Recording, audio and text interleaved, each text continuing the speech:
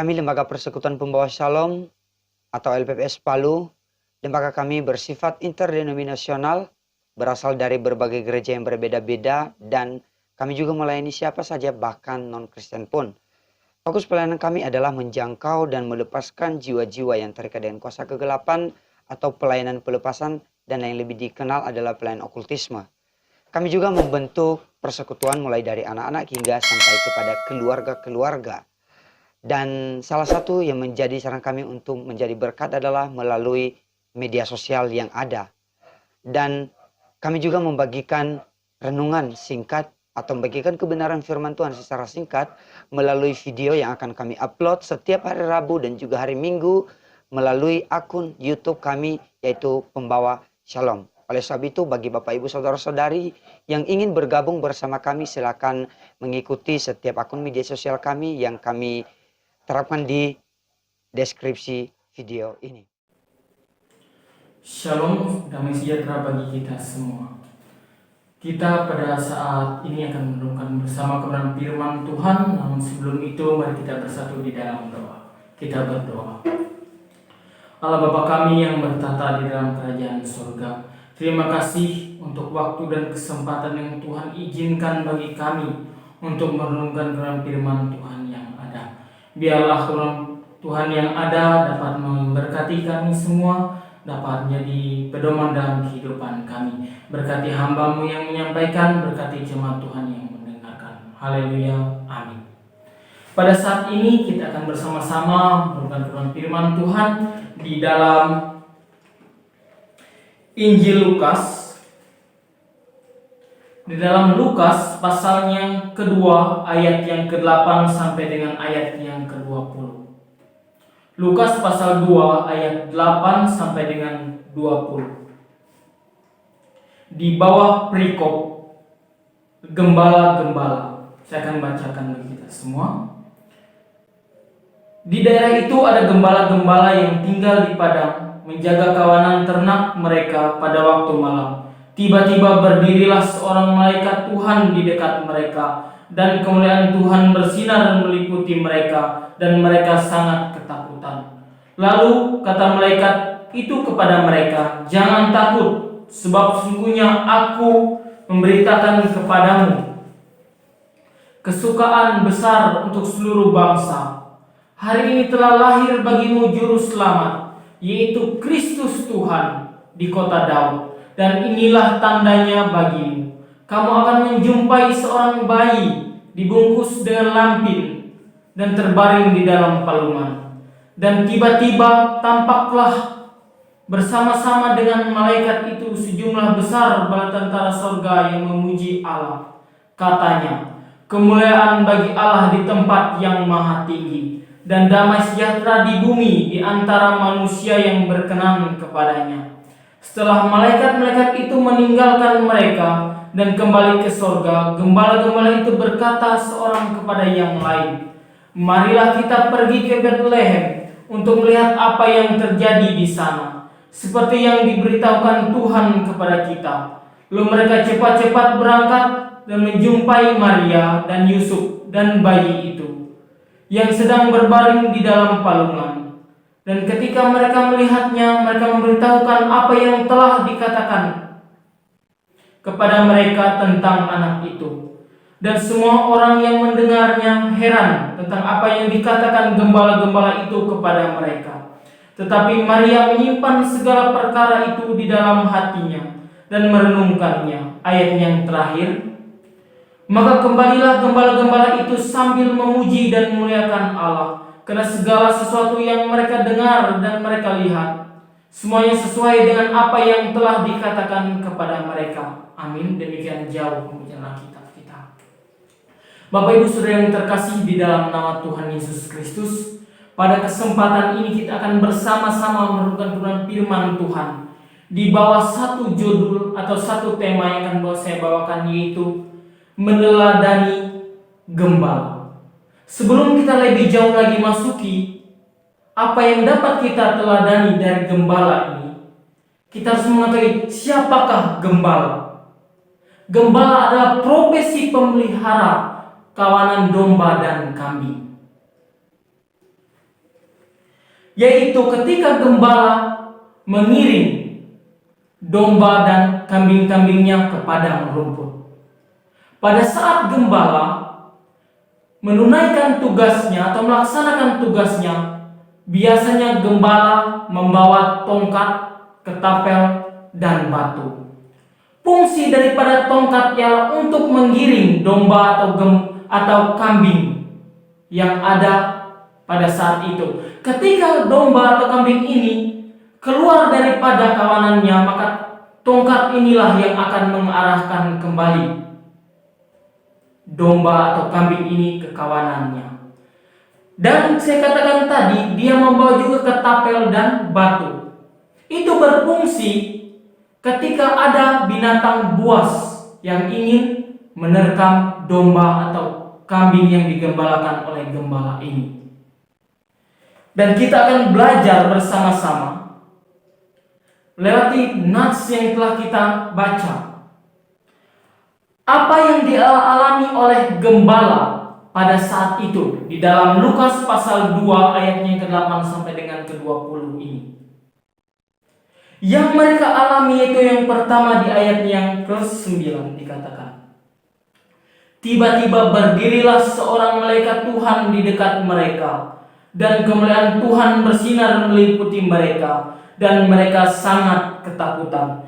Mengapa para gembala ketakutan? Karena mereka melihat, dikatakan, tiba-tiba berdirilah seorang malaikat Tuhan di dekat mereka, dan kemuliaan Tuhan bersinar meliputi mereka. Ini suatu hal fenomena yang di luar akal mereka, ini suatu hal yang supernatural bagi gembala-gembala itu. Itu yang mereka alami pada saat itu. Yang kedua, apa yang mereka alami?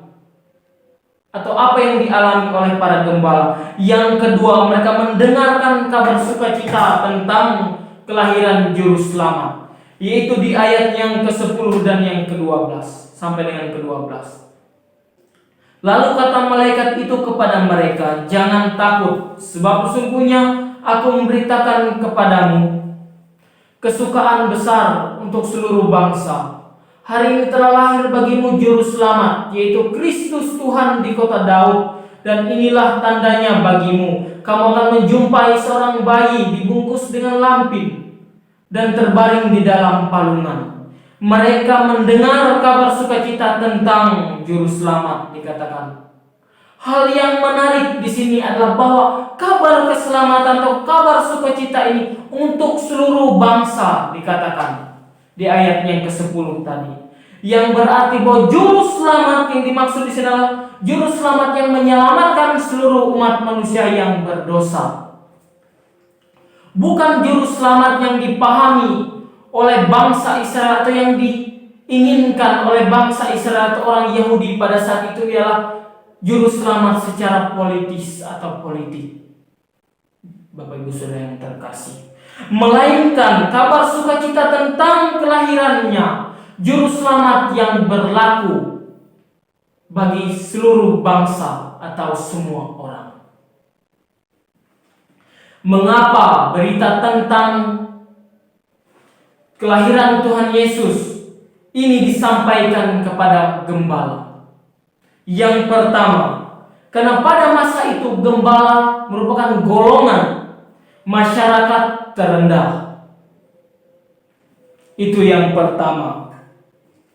Yesus tidak hanya diberitakan kepada para Majus. Para Majus merupakan golongan orang bagian atas atau papan atas. Melainkan kabar sukacita tentang kelahiran Juru Selamat yang diberitakan kepada gembala yang merupakan golongan papan bawah atau golongan rendah pada saat itu. Yang artinya ini menunjukkan bahwa kabar sukacita ini diberitakan tidak hanya kepada orang tertentu saja, melainkan diberitakan kepada semua orang tanpa terkecuali.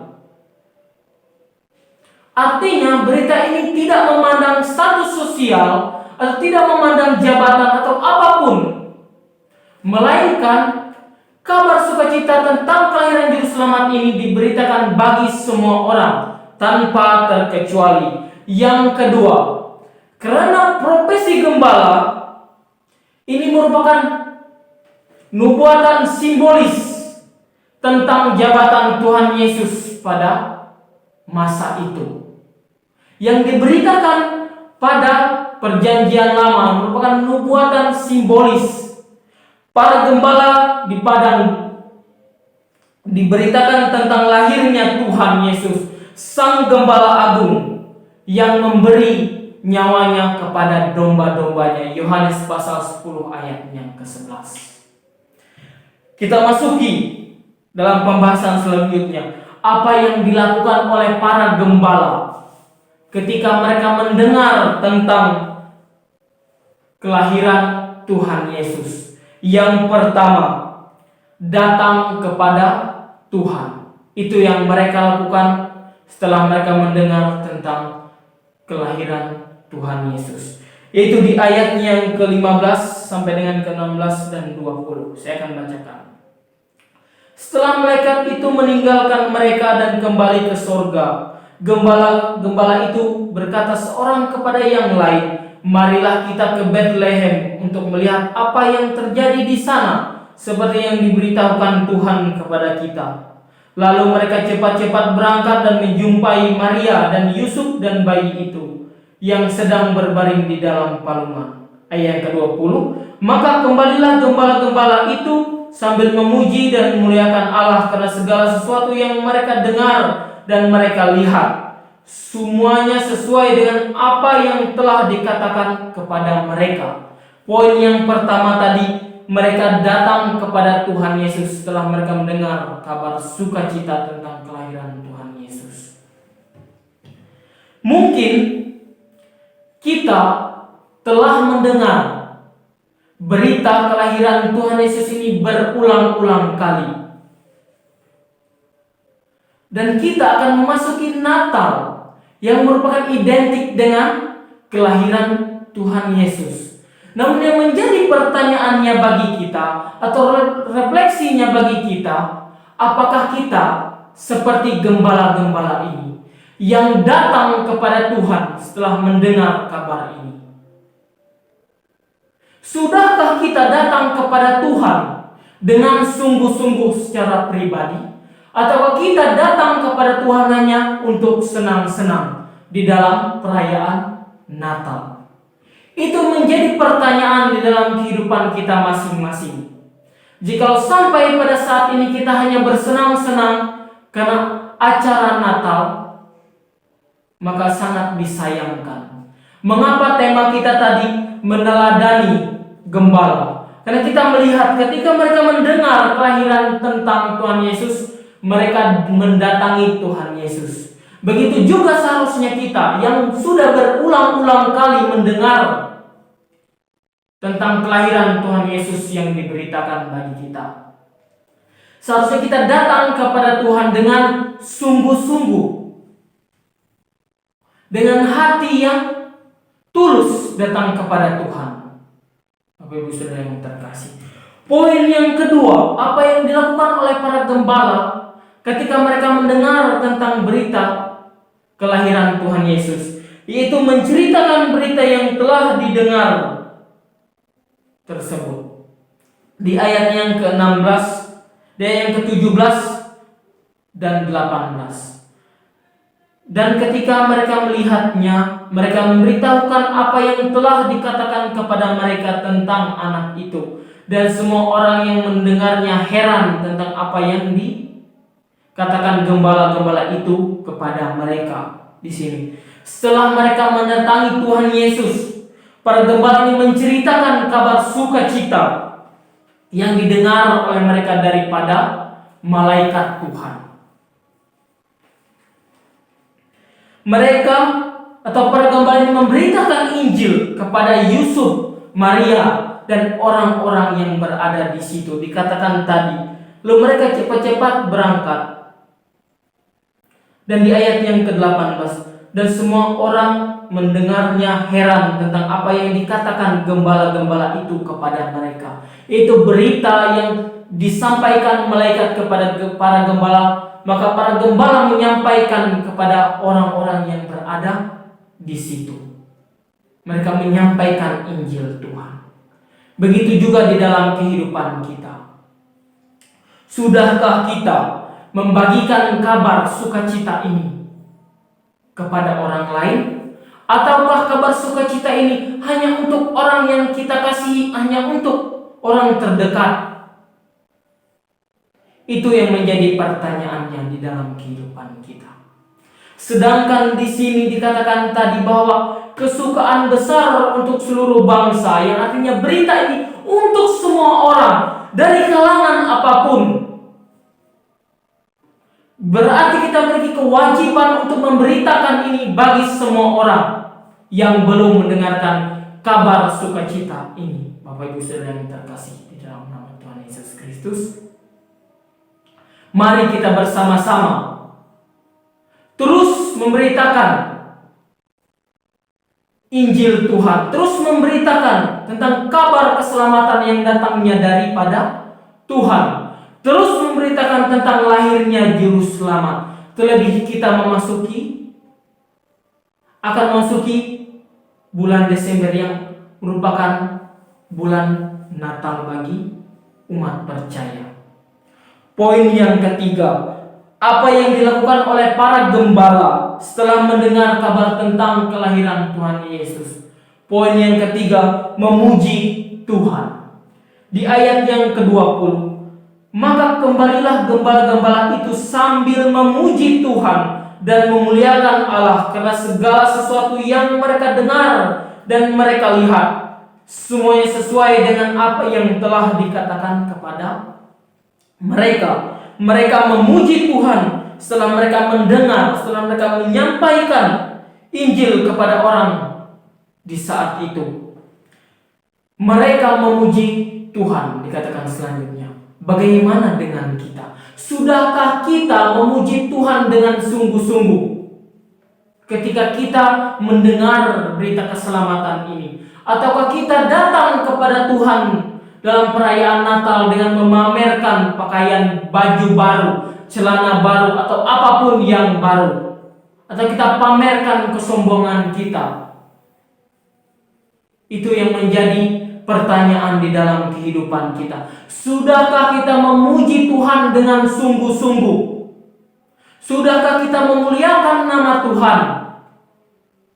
Ketika kita mendengar kabar sukacita, kabar keselamatan yang datangnya daripada Tuhan, yang tidak ternilai ini, jangan sampai kita tidak memuji Tuhan ketika kita mendengar kabar keselamatan ini, melainkan kita melupakan hal tersebut.